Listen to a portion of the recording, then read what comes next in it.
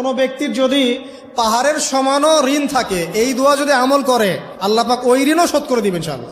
রিজিক তো বাড়বেই ইনশাআল্লাহ, আপনার যত ঋণ আছে ইনশাআল্লাহ আল্লাহ পাক শোধ করে দিবেন। বিশ্বাস করলেন না? এই দোয়া শিখাই দিচ্ছি, এই জন্য আমাকে হাদিয়া দেওয়া দরকার, স্পেশালি আমাকে এখন হাদিয়া দেওয়া দরকার। এটা গুরুত্বপূর্ণ দোয়া শিখাই দিচ্ছি।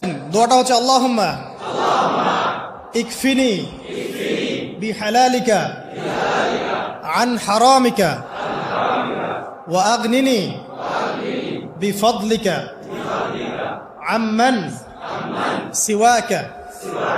এই দোয়াটা ছোট না, এটা মুখস্থ করবেন, সেজদায় পড়বেন, নামাজের সেজদায় পড়বেন, আত্তাহিয়াতু দরুদ শেষ তারপরে পড়বেন, নামাজ শেষে হাত তুলে করবেন, যখন তখন শেষ রাতটা করবেন, ইনশাআল্লাহ দেখবেন আপনার ঋণ বলতে কিছু থাকবে না ইনশাআল্লাহ।